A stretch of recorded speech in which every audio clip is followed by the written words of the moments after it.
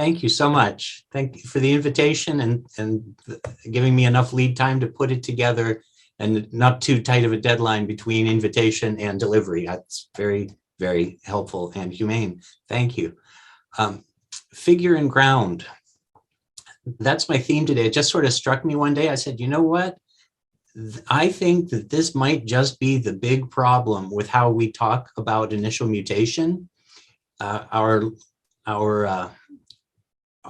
The terminology we use when we're talking about initial mutation in Celtic leads us to get the wrong end of the stick pretty often and to misrepresent the what's going on in a way that sort of delays progress. A couple historical notes first. There it is. This is a note that I received when I submitted an abstract about Gaelic initial mutation to the Chicago Linguistics Society. I wasn't going to say that, but now I have. The Chicago Linguistics Society said, we already know how that works. And they really didn't have a place for talking about that anymore. So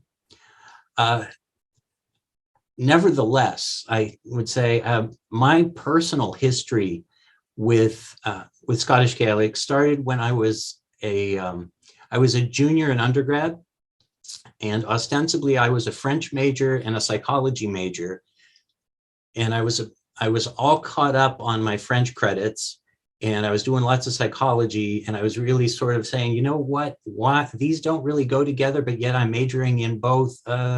Let's see what Celtic's all about. And that's sort of a non sequitur, except what that did is it just cracked me out of one language and said, oh, wait. And as I started working with Celtic, I started realizing that there's a way of studying language structure that isn't just learning a language. And that was sort of the thing that kicked me into a higher gear, realizing that linguistics even existed, because it didn't per se at my undergrad institution. So while I was at Aberdeen for a semester, I took 4 days a week, I took the Gaelic class, and it just was life-changing. And if you do the addition or subtraction, and I wish you wouldn't, you'd realize how long I've been studying this. Number one, how long I have found it interesting, but number two, how much of a student rather than practitioner of Gaelic speech I am. Okay. After I finished my undergrad, I took a year as a visiting student at St. Francis Xavier in Antigonish, Nova Scotia, and I took absolutely everything they had for that whole year in Celtic, including Gaelic 2, and I audited Gaelic 1 to just keep brushing up as often as possible. After that, I was able to start study in linguistics proper, and what I found out in all of the study of Gaelic, I'm going to put my cursor away, all my study of Gaelic, I realized, I love what they're doing with the beginnings of words. I think that is really interesting, but I think it's not taught very clearly because it's kind of like whack-a-mole. And here's another one. Here's another place where you need to do LENITION. Here's another place. And just remember, and I thought, do we have to do this forever? Do we have to do it piecemeal? So, and when I was doing my master's thesis, such as it was, I said, I'm going to see if this really is a teaching problem, because it certainly couldn't be a learner problem, but speaking as the learner. So maybe if we look at it, how could this be taught better? And at the end of that project, I realized it wasn't just that, and that I really didn't have a good description of what was going on at all in initial mutation. Nonetheless interesting, but it needed more investigation. And what I learned mostly is it's not so much about the sounds. So my dissertation was mutation as morphology, and I know that can be a little bit, I don't know, controversial, bases, stems, and shapes in Scottish Gaelic, because that's where this stuff shows up, at the edges of pieces at different levels of structure. So I would not for any reason say that this is the last word on the topic, but it really helped me to clarify what I wanted to say about that. And I've been sort of paying this off gradually ever since. Now, to get back to the to figure and ground, this opposition comes out of Gestalt psychology, which speaks to perceptual patterns, biases we have in looking at objects. Particularly, it's visual, but it can be just perceptual more generally. And you may recognize these drawings and how the from the film Arrival and the, in my opinion, much better short story that it came from. But these are the coffee cup rings by which alien intelligences communicate with us. And we take a look at the pieces and put them together and see what they mean collectively. It's a challenge because breaking it up actually, I don't want to say too much about this, but breaking it up, you find the parts, but they are all realized simultaneously. So that's what makes it fun linguistically, but also super challenging perceptually. But to the point, one of the main things in Gestalt psychology is the opposition of figure and ground, that elements are perceived either as figures, distinct elements, or the ground that's behind them that is often, if not actually less differentiated, it's backgrounded for a reason. It is taken in as less differentiated and less important. Now, if it's looking at you and smiling, that's even more so. Just couldn't say no to that picture. Other Gestalt topics include what is called the Pregnance law, which is before common fate, but the Pregnance law says that we look at complex things and we sort of we boil them down to a simpler and more uniform representation. And the first thing that we saw is a law of closure, that if something is partially represented, we assume the continuity of it, the finishing of it, even if we can't see that. So the common fate, which I think bears on initial mutation in particular, is that humans tend to perceive elements moving in the same direction as being more related to each other than elements that are stationary, that's important, or that move in different directions. And so the inference is one of is unity. So same direction, same thing. Not that that's true, but that's the interpretation of it. Now, when we talk about initial mutation, there's a real question. Is it in or out of phonology? And there's a whole school of, well, maybe not school, there are many sub-schools, but there's a large literature on the phonological aspects of initial mutation.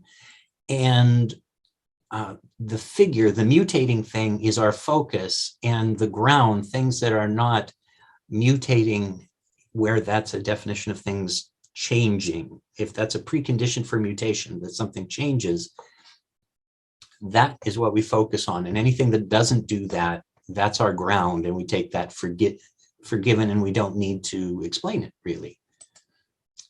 So in the phonological literature,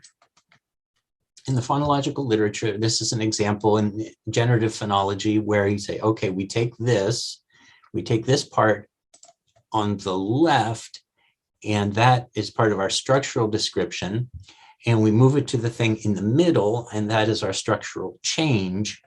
And it's in the context of a mystical LENITION unit that is in the structure somehow, like a little gremlin that has crept into our structure, and it, let's see, and it just pops up here, has its little effect, and then poof, disappears like that. It does what it's supposed to do. So it is frankly a formalistic trick, and it does the job, but what does it really correspond to, and who's in charge of putting it there? This follows from saying that the initial mutations are things we need to do, that this is a synchronic process. And every time it shows up with a distinction, we have to make that happen. So our rule has to cause it somehow, even if we have to appeal to some flavor of magic to make that go. And so I'm being a little sarcastic, so I guess maybe I'm not a fan, but that's where it started. And if you focus on the sound, then you need a sound explanation. Now, Tonio Green bridged the gap between the rule-based phonological approach and said, well, let's see if optimality has something to say about this. And he says, well, if we really take what optimality theory says phonology is, if we take that seriously, then it's got to boil down to faithfulness or markedness or an interaction. And so faithfulness wants you to have maximal similarity. In the case of mutation, that's a step away from faithfulness. And it's done for apparently non-phonological reasons, because you can pronounce an unmutated base. You can pronounce it. It's not changed because of that. So it's a step away from faithfulness, so that's not good. And then markedness, many of the mutations will introduce marginal segments that are not part of the ordinary repertoire, but because they are the only difference between contrasting words, they are, I guess, by phonemic analysis, phonemes. So they are exceptional phonemes. And in order to do your mutation, if it is phonological, you are introducing markedness and stepping away from faithfulness. Therefore, you shouldn't really want this to be part of phonology. And Green's conclusion was that, yeah, we don't want this. This should not be phonology. His book, Phonology Limited, and I say bravo to great titles. Phonology Limited says, if it's not phonology, well, don't pretend it is. And so that's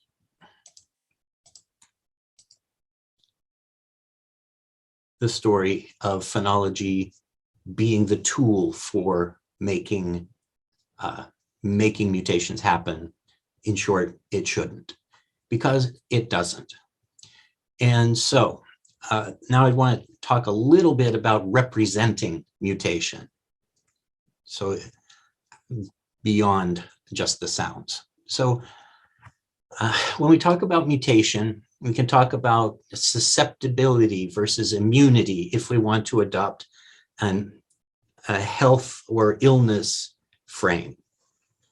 We can talk about triggers and targets if we're feeling combative and we want to have a ballistic frame to get this going.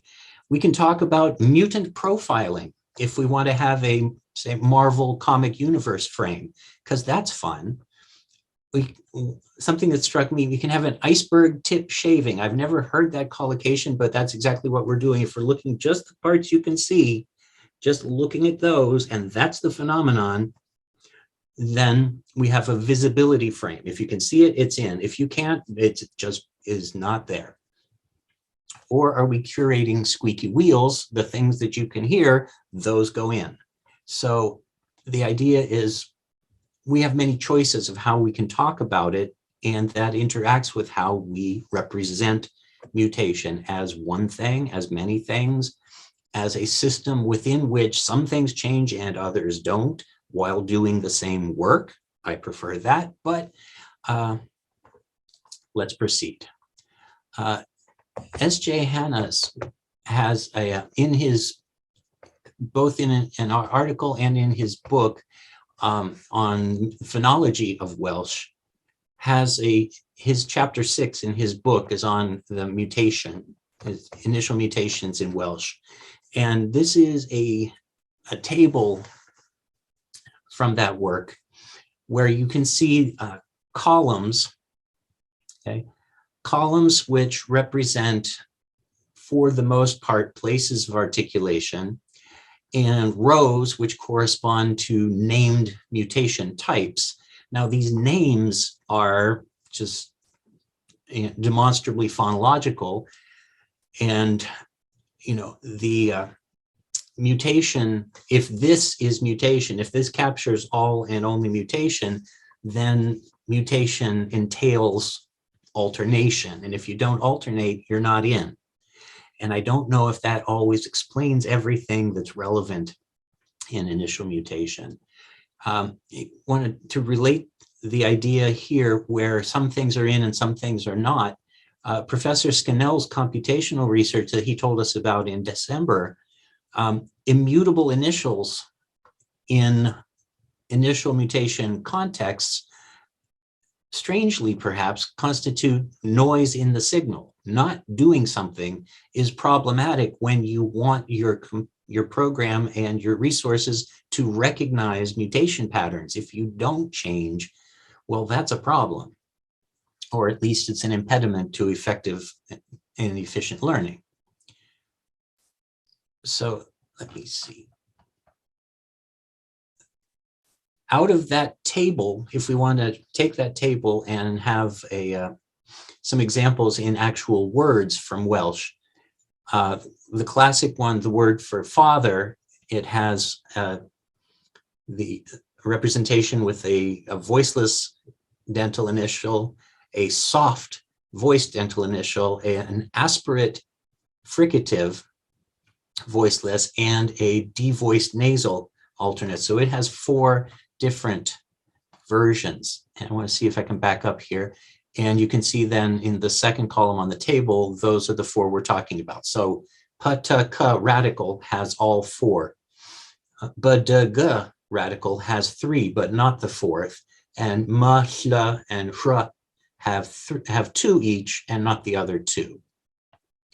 So in a sense then, with the representation says, that father is part of the group that has 4 different forms, and gap has 3, but no aspirate version. Well, at a phonological level, that would be true, but at a systematic level, it does have a word that you can say, because when you want to use this word, when you want to use this word, you have a word for that. You just don't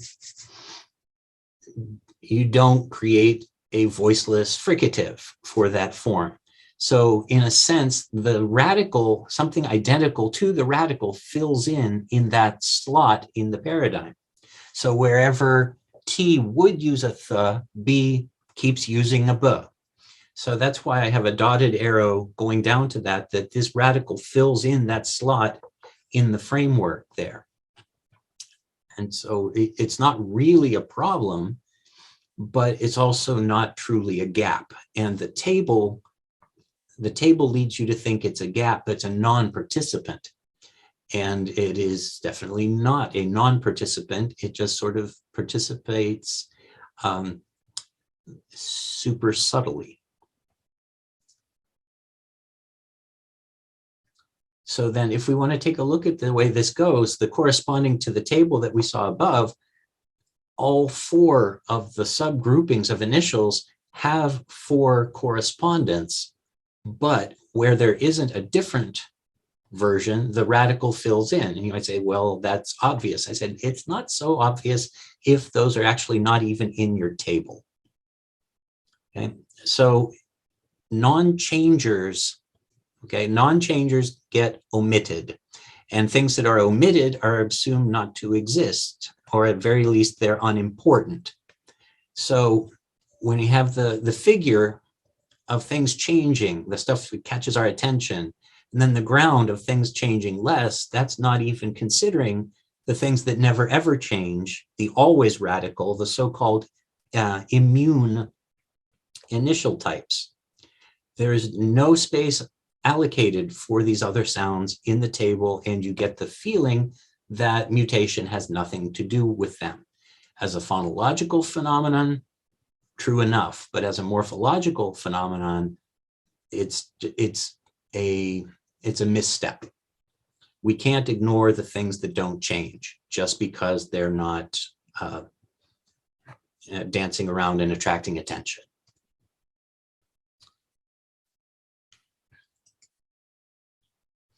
So just to highlight for you how the radical shape is inherited in these other slots, it fills them out.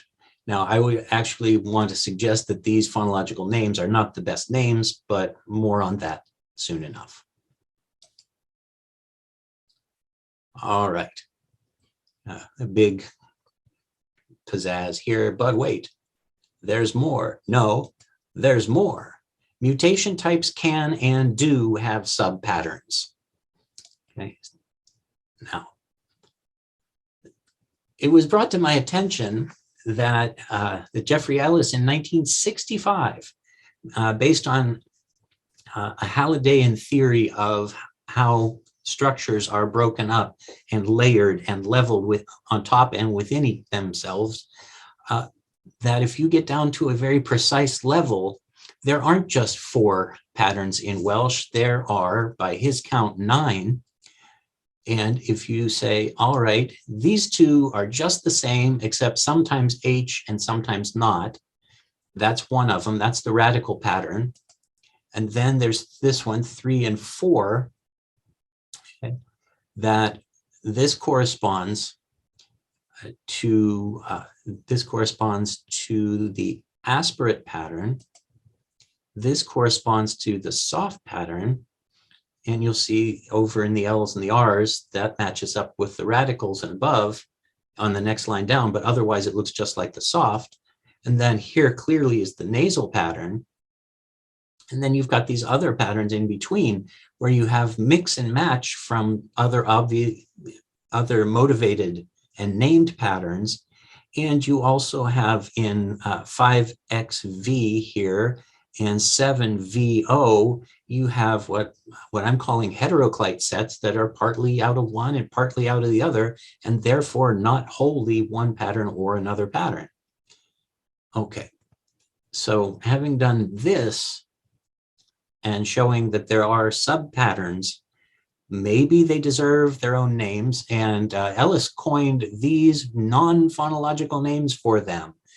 So I don't know how catchy they are, but all the ones with V's have something in common, all the ones with X's have something in common, and so on and so forth, giving double letter names the idea of mixes of things going on. And the presence of H corresponds to the presence of H here in the last column. Now,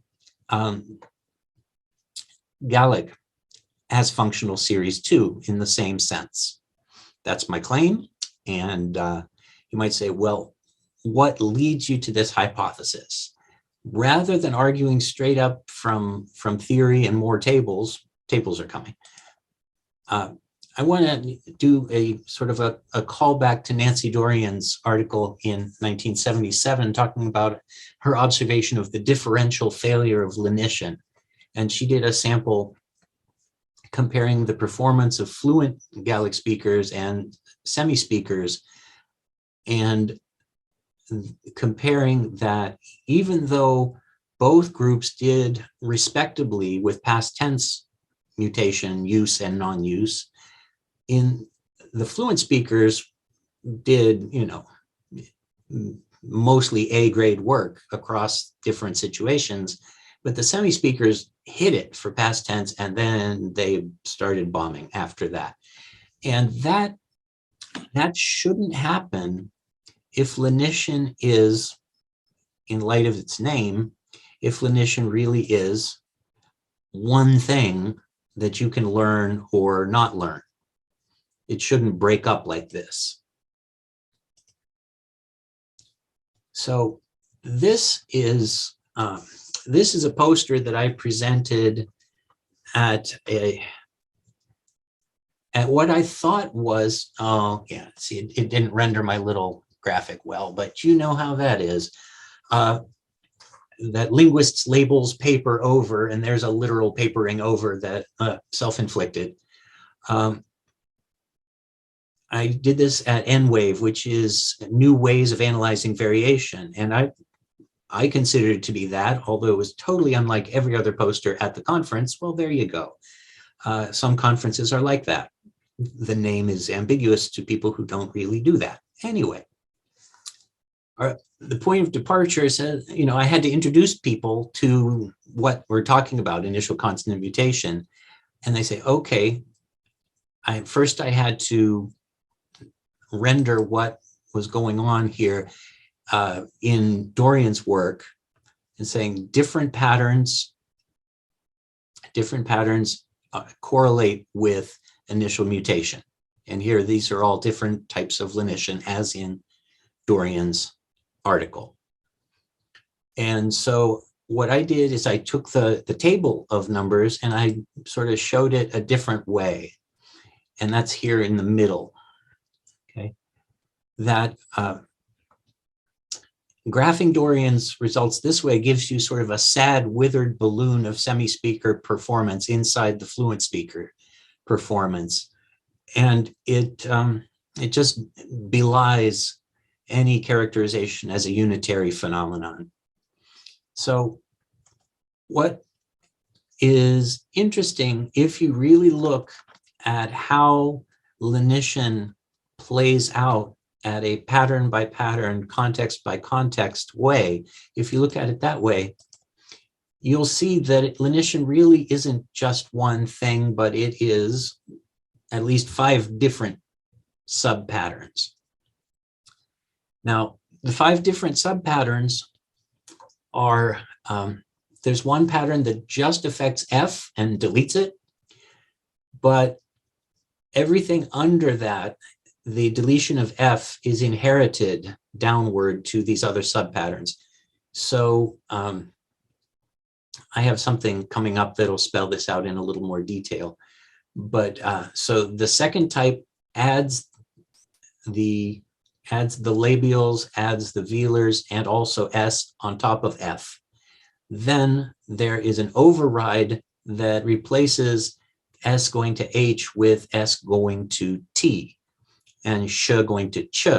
Now I can see hands in, I have nobody on my screen, but I can see hands in the air saying, what are you doing with this? That's the thing that happens with the definite article. And that I was lucky to have a quick little talk with the great Eric Hamp one day, and about talking about the little T that goes in between a definite article and S's and elsewhere. And he said, well, that comes from where it was before, the unt that was in the definite article before. And I said, that's where it might come from, but that's not where it is synchronically. So that's really not the solution. I didn't dare go there, but yes and no. The T comes from the definite article, which is characteristic of the distribution of this pattern, but the T sound replaces the S, and the ch replaces the sh. It's not really adding to it. And therefore, if you really look at it as a pattern of initial segments, you got to get away from the spelling. You got to get away from the spelling. And this is what happens to S's. The broad ones go to t, and the slender ones go to ch. Now, the split here, group 3, that's the end of the line for them. If we go over here to 4, it takes this one plus 1 plus 2, doesn't involve 3, but adds T and D. And then our last group adds vowels and puts, well, this is where r and y go on top of initial vowel words, either underlyingly or superficial, if we want to talk about that. So not to miss out, here's A. A correlates over here with A in the first context, where past tense. B goes to the second group here, and C and D both draw on C and D both draw on 4. So A is learned well, right? A is learned well, B is learned slightly less well, C about the same if you look at that, and then D worst of all.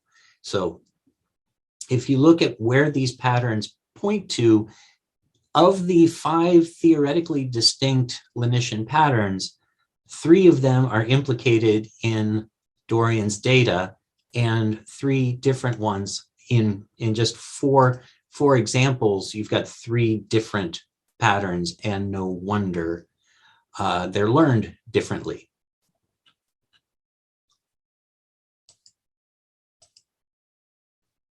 So the idea that I ran you through there, inheritance, going down the line there, looking at my watch, I'm going to do this. Since it is partially redundant with what I just went through, I'm not going to go at the speed that I might otherwise. This corresponds to an article I have in the proceedings of the Forum for Research on the Linguistics of the Languages of Scotland and Ulster, published in 2013. The subtypes of initial lenition in Gaelic. So default inheritance, it comes down the train here, and it's non-monotonic, that it can be replaced, it can be overridden. Something that is established up above like this S can have a different S, but to replace it under certain circumstances. If it were monotonic, it wouldn't be like this. You couldn't replace things, you'd have to coin a new branch, and you'd have a wider rather than a deeper tree. So just F and the others, switch out your S by an override, add your dentals, switch out F just in case a vowel immediately follows it. Otherwise, stick with what you were doing before and just drop the F. And now you've got something to do with your vowels too. Now, since there's not, you can also conceive of these as g and y alternating with zeros, but I don't like zeros, so I don't think about it that way. You might. It might be the best way for you to think about it, and good on you. So I'll wrap that section up and bring us back out to the framing of this picture. It was pointed out to me that what I'm saying here, these are all the changers, so I'm really looking at the figure and ignoring the ground as well. And I said, wow, that is a wake-up call to me. So the idea was, this is a poster I presented at the International Morphology meeting in 2020 that takes the same layout here, but specifies in the first, whoops, you don't want to do that, come back here. No, go forward, there you go. Here we are. It specifies at the outset, initials not listed in the hierarchy are mapped via identity default. A la Greg Stump's paradigm function morphology, that things that are not specifically altered do carry through because you need them to do your form generation. They carry through as in identity by default, unless you change them, unless you override them. So they are all here present theoretically, if not graphically, in this inheritance hierarchy. And so this poster brings out a wider range of examples and contexts, so that instead of having everything factored out like I have in my tree, said this is where these different patterns actually do show up. And so, you know, there is a use for F only. And so after nach, and also in comparatives and superlatives for F, they lenite, but others don't. And so this is very, very limited. And so it is absolutely on the bubble as something that might get lost. And, you know, people just won't notice it because it's just too small of a phenomenon. There aren't enough Fs to do that. And so what we have in these different patterns with, you know, case marking, definiteness marking, interactions of case and number, and how in adjectives, the lenited form in the singular is in complementary distribution between masculine and feminine, and it's just not used at all in the plural. So it's, I mean, it's fun, it's great. It's reusing the same formal marking for contrasting or unrelated patterns. The things that motivate people to talk about morphomes, if you will, and I would love to talk about that some other time. But I really think that I really think that initial lenition is morphomic AF and really deserves treatment in those terms. But the one thing that really boosts pattern 5 is that every verb has a past tense, and that is a very frequent form in usage. So that reinforces the pattern. Even though in one sense it's the most complicated, it is the most frequently used, and I think there's very good grounds that this is why the semi-speakers get it. Even though it might be the larger learning challenge, it is the most useful one to hang on to. So maybe against all odds, it's a popular initial lenition pattern. So as you can tell, I really think that to just focus on who alternates with whom, and isn't that nice? If you walk around focusing on what used to be phonology, that's like pretending fossils are alive and making your synchronic phonology do things that are dead patterns. It's really like, if I may, it's sort of like a weekend at Bernie's analysis, that you're carrying it around pretending it's alive, and it's not. But once you get into the distribution of these different patterns, then you worry less about the fact that D alternates with R in Gaelic. You say, whoa, what? No, phonology wouldn't do that. Not synchronic phonology, no, it wouldn't. But I would say right now, enough said, and I'd love to hear your questions. Next is a quick slide with my references and a big finish. And this is my 2015 book from Edinburgh University Press, Chapter 3, Section 1, takes a look at initial lenition in nouns and runs it through 15 different morphological analyses, say, well, how would this theory do it? How would that theory do it? How would that theory do it? And so the point there is, when I was working with initial lenition for my dissertation, I needed to find out what morphological theory would do it the best and which one would stink up the joint. And I think I found some of each. So there's information on that. And also, as was mentioned at the top, I am the series editor for Cambridge Elements in Morphology, and I would love to entertain proposals for works in that series. The target size for works in that series, we're looking for things that are 20,000 to 30,000 words, between 40 and 75 pages. It's in that sweet spot between articles and monographs. So if you think you have something that you either have to fluff up to make a book you don't want to write, or you have something that just won't fit into the size of a journal, maybe you want to try that. But it's got to be about morphology. I can point you to people who are doing other topics, but okay, that's enough for me. Thanks.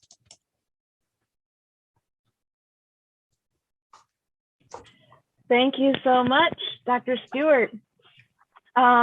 Before we get into the Q&A section, we have an announcement to make, so I'll pass over to you. Thanks. I'm sorry, I should have done this at the beginning and I forgot. Will Lamb asked me to announce that the call for papers for the Celtic Languages Technology Workshop, or Celtic Linguistics Technology Workshop, is now open. So I've just pasted into chat the links. So if you are doing anything computational with Celtic linguistics, please see that and link in there. And yes, Marseille, if it's open. All right, so back to the questions and the talk. Well, I'll just let you keep talking. You have a lot of questions, so you want to pose one? Sure. I don't want to dominate. I don't want to dominate the question period, so make sure you intersperse other people. I do have a lot of questions. First of all, great talk, very thought-provoking, and I'm like with you. I really believe it. In fact, I'll just point out that I think only 4 people in the world have ever looked at this book, but I wrote a book called Irish Nouns. And in Irish Nouns, I claim that, the normal claim is that Irish has 3 mutations, and I claim there's actually 7. And if we took your approach, it would be more. So I didn't actually sort of distinguish within consonant types of the targets, but I did, but I did it slightly different. And I think your way of doing it is very insightful. So if you're interested in pursuing this on another Celtic language, have a look at Irish Nouns. Maybe, your library can get a copy. Like I said, Thank you, Andrew. I think there's about 3 people who have read the book in the world, and they may all, in fact, be here in this room. I feel you. So I do have 2 contentful questions, though. Okay. So the first one is directly about your analysis. Okay. So you hinted at the end there that you think the effect is at least partly frequency driven. Yeah. And as I was listening to you talking, I had a slightly different hypothesis about where you were going to go, and I'm curious how you react to this idea that instead of it being frequency, it's actually about information content. So past tense is a high information content kind of mutation, whereas the vocative, you can get contextually. Or even gender is less sort of important than something like high frequency like past tense. And I was wondering if information theory might actually predict the frequency effect, right? So the frequency follows from the high information content. I wonder what you think of that. Well, I want to jump back in my list here because I know that in Dorian's article, she said something about that. Okay. And let me see what she said about that was just floated some ideas as to why it might break down, why it might split. And she's whether the mutation is a sole or a concomitant marker. And that's different from what you're saying, but it's not unrelated, but it's not the same point. So that was an informativeness thing they said, but that for her, in her estimation, that wasn't the solution. That's not whether it was just that marker or whether that was a marker together with a separate marker, that didn't do it. But, and then what's interesting, I guess, in the past tense there is very often you do have another marker. You do have a something do related that gives you those past markers. So and that maybe that sort of does put a little bit of a flip on it. That that actually there, with the help of the do relation second marker, it's actually less itself. The mutation itself is less informative. It tells you at the same time with the do and the mutation, your past tense. Not always. There are constructions where that's not the main deal, but yeah, I think actually the fact that past tense is one of the, well, not in speech, but in written language, past tense is one of the few places where you don't see the trigger. It is consistent with the information theory idea that the mutation itself is bearing the information. But we actually know in speech, right, that people are dropping articles and, so in fact, mutation sometimes is the sole indicator of gender, right? I don't know. Right. And, and also all those do markers are all in the dependent forms. I wasn't even starting at the independent form where it's just by itself. Yeah. Why don't you go ahead? No, that's all. Rachel, why don't you go to Carrie so that I don't dominate the whole question period? Okay, and also just a reminder, if you do have a question, you can type it in the chat or raise your hand on Zoom and we'll come to you. But Carrie, if you want to ask a question. Oh no, my questions are going to seem so silly. But Dr. Stewart, that was fantastic. Thank you so much. I ran away to go grab my notebook so I can write my scribbled notes furiously. I just I'm blown away. I've actually read your dissertation, and I'm not a morphologist. So I identify more as like a sound person, phonology kind of thing. But I have been working with a fairly new framework for theoretical phonology called emergent grammar. It kind of accommodates this process a little better than some traditional models of phonology. And part of why I like working with this model is because you can access this morphological information and still reference the phonological side of things. And so I just had, this might be a silly question, but have you looked at whether this approach to ICM can deal with the phonological restrictions on initial consonant mutation? So, if S appears in particular clusters, it's not going to lenite. Is that a factor at all? Well, I'm very interested in that combination, and in fact, an article I have in Diachronica in 2004 focuses on S clusters as sort of a very special kind of thing, but it's not deeply phonological. It's more of a noticing kind of thing that it's. To the layman, it's immune. And so if I'm a learner, I get these guys for free. And so if I'm going to coin a word, or if I'm going to borrow a word, I'm going to borrow or maybe impose a word that doesn't alternate, because then I can say it the way I want to say it, instead of, I'm sorry, I'm introducing it in two directions at the same time. The perspective is, I'm answering your question with what I want to say, so that's not fair. Okay, the short answer to what you're saying is no, I don't look at it that way, but I would.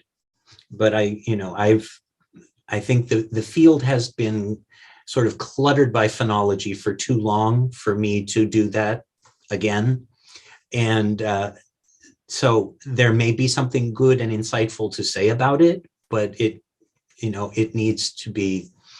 It needs to show itself. Why do we need to address this? When in fact, from a morphological point of view, I look at this and I say the relationship between the different inflected forms of the same word, the relationship between those initials is like a mathematical function between them, and it really doesn't care. It doesn't need to care about the identity of those sounds.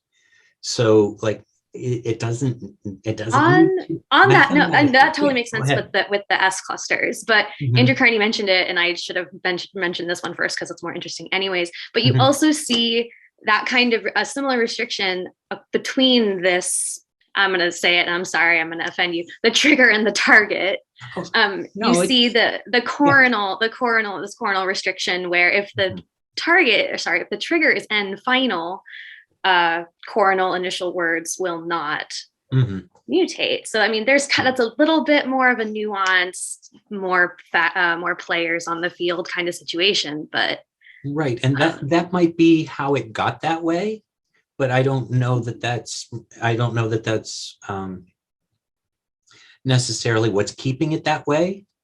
That has always been true, and I think Tonio Green has an article that does that with feature geometry.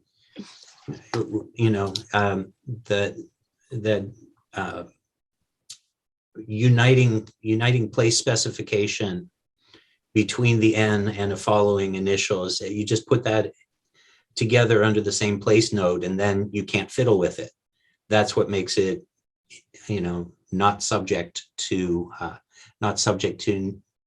LENITION, because it's reinforced, because it is geometrically attached to that preceding N. And I said, well, that is consistent with the framework. That is what the framework would say. And, and that might be synchronic. Thank you. Thank you.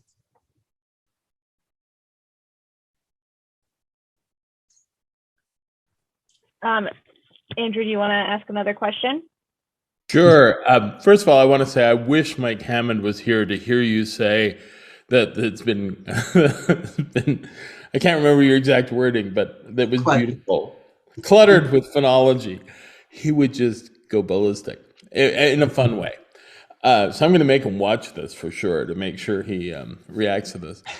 But I actually, so a little bit of revelation here. I was actually learned phonetics from Hank Rogers, and a long time ago, and I was secretly a phonologist for a long time before I became a syntactician, and I was sort of really engaged with Moira Hisson's work. And so I'm sort of wondering, I am completely sympathetic to your view. Don't get me wrong, I'm just playing devil's advocate here. But one of the things that Moira suggests that takes away from Hank's sort of arbitrary plus lenition feature was the idea that they are real phonological features that are floating there.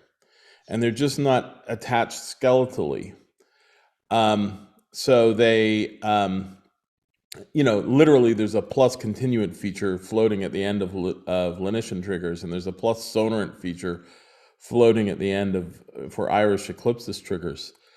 And then that gets interpreted various ways depending upon the featural content of the sound that follows. And the evidence she gave for this, I think, is quite interesting, which are the ghost consonants. So the consonants that show up in vowel contexts, which she argued syllabificationally, Irish had to have a CVC template. And effectively, when you had a vowel initial word, there was a C there. And what you did is you took this floating sound and you just realized it in that consonant position with those vowel initial forms. And I thought that was a very insightful view. I'm wondering what and that is effectively a phonological account, I think. So I wonder what you think of that possible alternative way of thinking about things. But I'm on your side. I think that they do bring us back from just outright assuming magic. You get the right sound, that there is something you could relate it to. But when you say that the word, whether it's the superscript letters that Hamp and Oftedal coined at the ends of triggering words, or whether it is floating features of various sorts that might have a historical basis for being where they are, I think it's the kind of thing that it requires people to be a little bit to learn the pattern. It requires them to be a little omniscient to know how things were, to have some kind of justification for how things are. That I just find that not everything that affects sound is phonology, and what it all depends on the framework you're approaching it from, and what you think that is the interesting part of mutation. And I think the phonological part is more interesting than I give it credit for, but it's for exactly the same reason. And what I had to do in my dissertation in order to get to talking about mutation as morphology, I went through what phonology brings to the argument, and then what syntax brings to the argument or doesn't. And and say, now there's still stuff in between, just like I think you can make the case that morphology actually exists. Some don't think that's true, but you can make that case that it actually exists beyond what phonology and syntax need. But sometimes you say, well, what does phonology add to our discussion? And how does it explain where they are? If there are initial mutations that aren't triggered, or that aren't easily defined by adjacency that a phonological process would want, are they incorporatable under a phonological account? And I think the phonology doesn't give you enough. Aside from the fact that there's not a single feature that corresponds with the whole set that is in one named mutation. I mean, that's a point that Green made also, is that you can't boil this down to one feature, and that's why you end up with things like plus LENITION, etc. Because the features give you some of it, but then you have to explain how D goes to gamma, and or T, or and that's it. Just because the formalism lets you do something doesn't mean you should do it. Okay, so anyway, I'm just shy of a ramble. Okay. Thank Please. you. Carrie, I'm gonna let you do your question. Oh, my silly comment / question. Anyways, so I was in Ireland actually last fall doing some field work for my dissertation. It was really great, and I had an Irish speaking consultant, and he was also interested in starting a PhD program. So we were weirdly on the same page about everything. It was perfect. And I had mentioned that I was I was interested in this this mesh or weird kind of contrast between phonology and morphology that we see in these mutations. And he brought it to my attention that this concept of what a word is for us is basically where are the spaces on the pages that we're reading. Mm-hmm. And Christopher said something that absolutely blew my mind, and it's probably not that revolutionary, but in Old Irish, when they would write these write words that your trigger and your target, they'd actually write it as one word. Mm-hmm. So it was completely, there was no contrast or this fight between morphology and phonology. It was this internal, it totally made sense. Mm-hmm. And I think the arguments he raised today just kind of reiterate what he was talking about. So yeah, there's a lot that lives in the spaces, the hyphens, the apostrophes, and in the older written tradition, the little dots under the consonants. Because the all those H's, those are all editorial interventions. Those, that's it. And so it, the triggering words. I know there's a whole clitic analysis of these triggering words that might be insightful, but it's not. That doesn't explain all of them either. So that's why it's still interesting to me, these many years down the road, because we don't know how those work. If I can call back to my second slide, no, we don't know how those work. So I keep trying. Thank you. You too.